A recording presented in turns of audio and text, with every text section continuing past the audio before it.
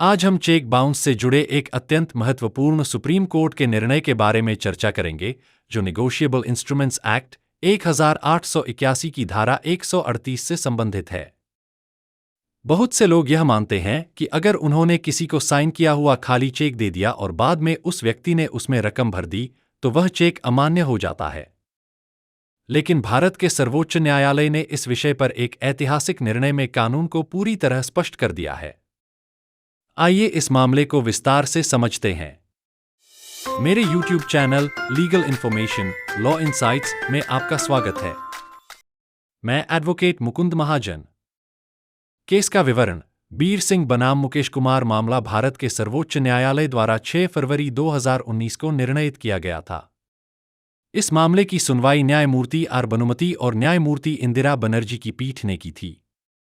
यह निर्णय 2019 4 SCC 197, AIR 2019 SC 2446 तथा 2019 CRI LJ 3227 में प्रकाशित है।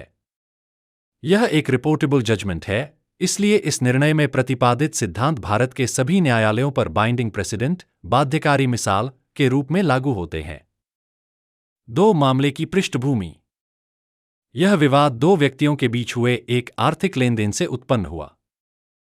शिकायतकर्ता बीर सिंह के अनुसार उन्होंने आरोपी मुकेश कुमार को दोस्ती के आधार पर एक ऋण, फ्रेंडली लोन, दिया था। उस ऋण को चुकाने के लिए आरोपी ने अपने बैंक खाते से एक चेक जारी किया। जब शिकायतकर्ता ने चेक बैंक में प्रस्तुत किया, तो वह इनसफिशिएंट फंड्स के कारण बाउंस हो गया। इसके बाद शिकायतकर्ता ने नेगोशिएबल इंस्ट्रूमेंट्स एक्ट की धारा 138 के अनुसार कानूनी नोटिस भेजा। 2 आरोपी ने निर्धारित समय में भुगतान नहीं किया। 3 इसके बाद धारा 138 के तहत आपराधिक शिकायत दर्ज की गई। 3 निचली अदालतों में कार्यवाही। Trial court. Judicial magistrate first class ने साक्ष्यों की जांच करने के बाद यह पाया कि चेक कर्ज की अदायगी के लिए जारी किया गया था। धारा 138 की सभी कानूनी शर्तें पूरी हुई थीं। इसलिए आरोपी को दोषी ठहराया गया। अपीलीय न्यायालय। सेशंस कोर्ट ने भी दोष सिद्धि को बरकरार रखा। High court. इसके बाद आरोपी ने पंजाब एवं हरियाणा हाई कोर्ट में अपील दायर की। हाई कोर्ट ने आरोपी के इस तर्क को स्वीकार करते हुए कि चेक जब दिया गया था तब वह खाली था, ट्रायल कोर्ट का निर्णय रद्द कर दिया। इसके बाद शिकायतकर्ता ने सुप्रीम कोर्ट में अपील दायर की। 4 सुप्रीम कोर्ट के सामने मुख्य कानूनी प्रश्न। सुप्रीम कोर्ट को निम्नलिखित महत्वपूर्ण प्रश्नों पर निर्णय देना था। 1 क्या साइन किया हुआ खाली चेक कानूनी रूप से वैध होता है? 2 क्या चेक प्राप्त करने वाला व्यक्ति बाद में उसमें राशि और अन्य विवरण भर सकता है? 3 क्या नेगोशिएबल इंस्ट्रूमेंट्स एक्ट की धारा 139 की धारणा, प्रिजम्पशन, खाली चेक पर भी लागू होती है? 4 चेक बाउंस मामलों में सबूत का भार, बर्डन ऑफ प्रूफ, किस पर होता है? 5 पक्षकारों के तर्क। शिकायतकर्ता के तर्क। शिकायतकर्ता ने कहा कि चेक कानूनी रूप से देय ऋण को चुकाने के लिए जारी किया गया था। आरोपी ने स्वेच्छा से चेक पर हस्ताक्षर कर उसे सौंपा था। धारा 139 के अनुसार यह माना जाएगा कि चेक कर्ज चुकाने के लिए जारी किया गया था।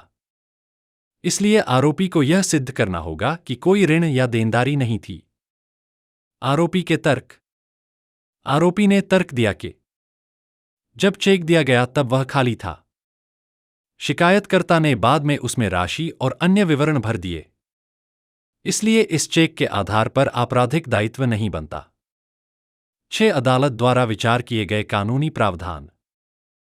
सुप्रीम कोर्ट ने नेगोशिएबल इंस्ट्रूमेंट्स एक्ट 1881 की कई महत्वपूर्ण धाराओं पर विचार किया, जिनमें शामिल हैं धारा 20 अपूर्ण लिखित, इंकोएट इंस्ट्रूमेंट्स।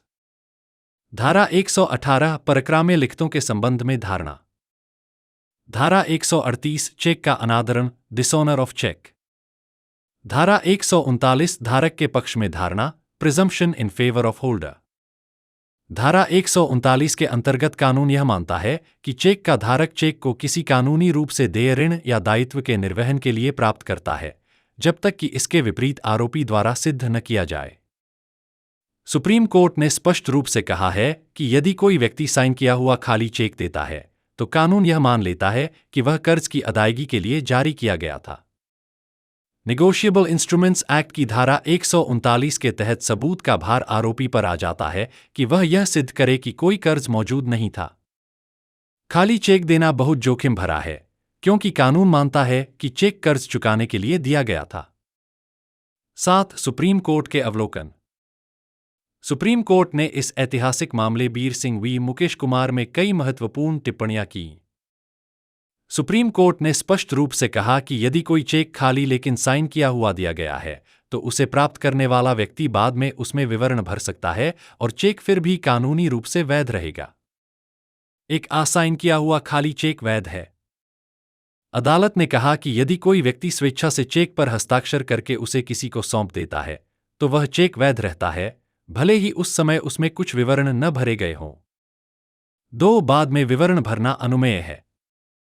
अदालत ने स्पष्ट किया कि चेक का धारक उसमें राशि और अन्य विवरण भर सकता है, केवल इस कारण से कि चेक जारी करते समय विवरण स्वयं ड्रॉअर ने नहीं भरे थे, चेक अमान्य नहीं हो जाता। 3. धारा 139 के अंतर्गत धारणा। जब कोई चेक साइन करके जारी किया जाता है तो अदालत यह मानती है कि वह कानूनी रूप से देय ऋण या दायित्व के निर्वहन के लिए जारी किया गया था। 4. सबूत का भार आरोपी पर। आरोपी को इस धारणा को खंडित करने के लिए विश्वसनीय साक्ष्य प्रस्तुत करने होंगे, केवल साधारण इनकार पर्याप्त नहीं है।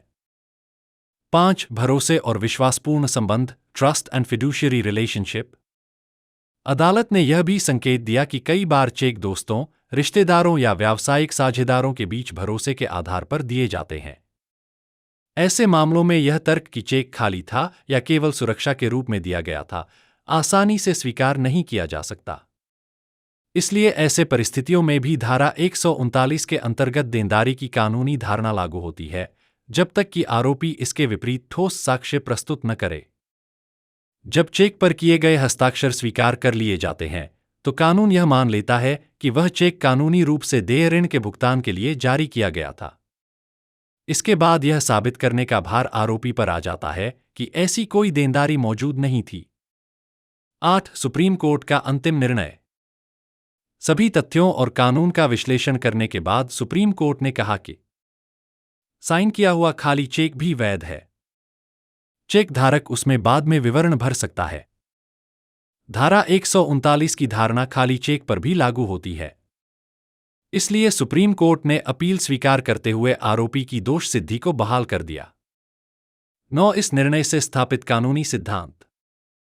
इस निर्णय से कुछ महत्वपूर्ण सिद्धांत स्थापित हुए। साइन करके चेक देने से कानूनी जिम्मेदारी उत्पन्न होती है। खाली चेक होने से चेक अमान्य नहीं होता। कानून यह मानता है कि चेक कर्ज या देनदारी के भुगतान के लिए दिया गया है। आरोपी को यह सिद्ध करना होगा कि ऐसी कोई देनदारी नहीं थी। 10. इस निर्णय का प्रभाव। इस निर्णय का भारत में चेक बाउंस मामलों पर बहुत बड़ा प्रभाव पड़ा है। इसने नेगोशिएबल इंस्ट्रूमेंट्स के रूप में चेक की विश्वसनीयता को मजबूत किया और खाली चेक वाली दलील के दुरुपयोग को काफी हद तक रोक दिया। यह निर्णय वर्ष 2019 में दिया गया था और तब से लेकर आज तक भारत की सभी अदालतों द्वारा लगातार इसका पालन किया जा रहा है। इस निर्णय में स्थापित कानूनी सिद्धांत आज भी ट्रायल कोर्ट, अपीलीय न्यायालयों और उच्च न्यायालयों को धारा 138 के मामलों में मार्गदर्शन देते हैं। आज भी अदालतें खाली चेक, देनदारी की धारणा और धारा 139 के अंतर्गत सबूत के भार से संबंधित मामलों में इस निर्णय पर भरोसा करती हैं। इसलिए सुप्रीम कोर्ट द्वारा निर्धारित यह कानूनी सिद्धांत आज तक पूरे देश की अदालतों में लागू किया जा रहा है। 11. जनता के लिए महत्वपूर्ण सीख। इस निर्णय से हमें एक महत्वपूर्ण सीख मिलती है। कभी भी खाली साइन किया हुआ चेक, बिना भरोसे के पोस्ट डेटेड चेक या खाते में पर्याप्त राशि के बिना चेक जारी नहीं करना चाहिए, क्योंकि ऐसा करने पर धारा 138 के तहत आपराधिक मुकदमा चल सकता है। चेक की राशि का 2 गुना जुर्माना लग सकता है। 2 साल तक की सजा हो सकती है। निष्कर्ष। बीर सिंह बनाम मुकेश कुमार, 2019, का निर्णय भारत में चेक बाउंस कानून का एक अत्यंत महत्वपूर्ण मिसाल प्रेसिडेंट है। इस निर्णय ने स्पष्ट कर दिया है कि साइन किया हुआ चेक कानूनी जिम्मेदारी पैदा करता है, भले ही वह शुरुआत में खाली क्यों न हो। यह वीडियो देखने के लिए धन्यवाद। यदि आपको यह वीडियो उपयोगी लगा हो तो कृपया इसे लाइक करें, चैनल को सब्सक्राइब करें और अधिक कानूनी जानकारी के लिए बेल आइकन दबाएं। आप इस वीडियो के नीचे दिए गए ज्वाइन बटन पर क्लिक करके इस चैनल से जुड़ सकते हैं।